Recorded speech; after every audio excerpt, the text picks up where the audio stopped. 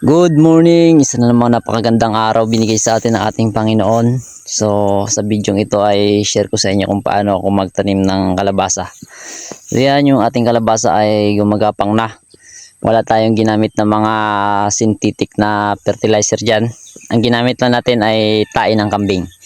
So, yan. Tapos tinakpan natin ng dayami para hindi makapenetrate ng gusto yung damo.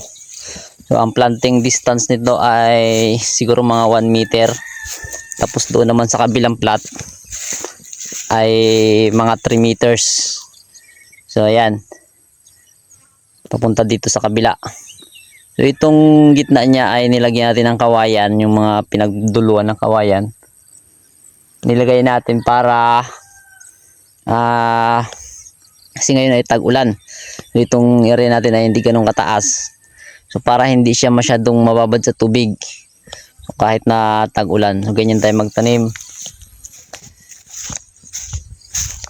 Silipin natin yung mga nauna kong tanim doon. So pag yumabong yan, dyan sila gagapang. Tapos dito, itong pagiging daan natin.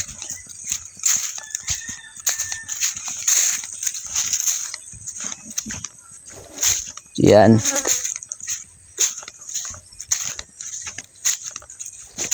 Ito naman yung tanim natin pakwan. So namumunga na. So yan ang bunga niya. Tinanggal natin para mas lumaki pa yung kanyang katawan. Para mas lalo tayong maraming bunga na makuha. Pag nag-matured na yung kanyang katawan bago natin paanuhin. Ito tanim nating alugbate. Harvest lang yan kahapon. Meron din tayo ditong tanim na sitaw. Sitaw hindi masyadong marami dahil mahirap ibenta dito sa lugar namin. So pang gulay-gulay lang yan. Papatay na ito. Pati itong talong. So ito yung nauna nating tinanim na kalabasa. Ganon din yung planting distance nito. So ganyan siya pag yumabong. So nakikita nyo.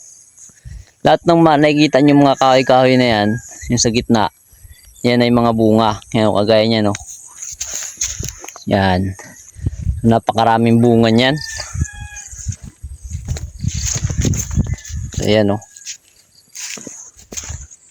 Sawa ng Diyos ay wala tayong ginamit na kahit na anong abono dito. Ang ginamit lang natin dito ay goat manure. Yung tayo ng kambing. O yan, no? Yung bunga niya ay ano? Laki. Tapos ang gaganda. So yan, meron yan lahat ng mga bugsok na yan sa gitna. Yan ay merong bunga. So praise God. Meron na namang bagong buo dito. Hindi pa natin nalagyan. So ipapatong natin yan sa kahoy para hindi mabulok dahil tag-ulan ngayon. Ayan, o. Yan. Patong sa kahoy para hindi mabulok. So yan, ganyan tayo magtanim ng kalabasa. So praise God at maraming bunga yung ano kahit walang ginamit na synthetic na fertilizer. Sa awa ng Diyos ay maraming bunga. O ganyan. So, ibig sabihin yung space na 3 meters yan ay pinapagapangan natin sa kanila. Para dito sa ano na to ay makalakad tayo ng maayos. Dito meron naman tayo ditong bagong tanim na mga kalabasa. So yan. Nakita nyo medyo malalaki na rin. Awa ng Diyos. Pag mga next day, tatambakan na naman natin yan ng dayami para hindi hindi magdamo. So dito naman natin sila pagagapangin para ito, daanan natin to. Hindi tayo magdilig o kaya ikot-ikot tayo sa garden natin ay madali. So ito meron pa pala dito, hindi ko nakita. Wala pang bugsok. So marami pa yan dyan na hindi natin nabugsokan. Yung iba kasi hindi natin makita, sobrang kapal ng dahon. Ayan yung tanim natin kalabasa.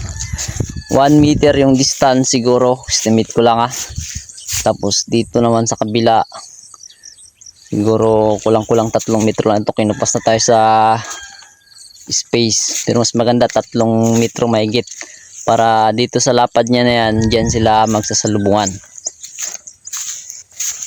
Ito yung mga una-una ng kunti. Silipin natin yung ating tanim na kalabasa. Yan, so medyo mayabong na yung mga nauna nating tinanim. So ito, medyo kanal kasi ito.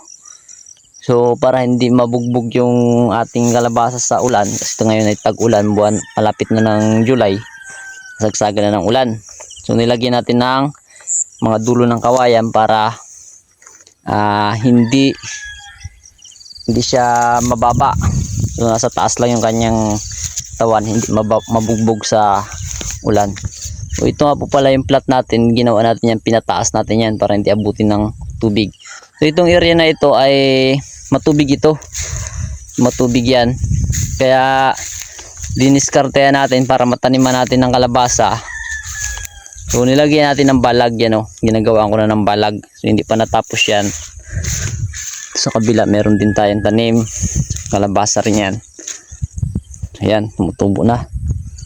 So itong kagandahan sa kalabasa, kahit marami kang itanim ay hindi basta-basta nasisira yung kanyang bunga. So kahit hindi mo ma-dispose agad, okay lang. Kaysa sa ibang gulay, kailangan ma-dispose mo agad. So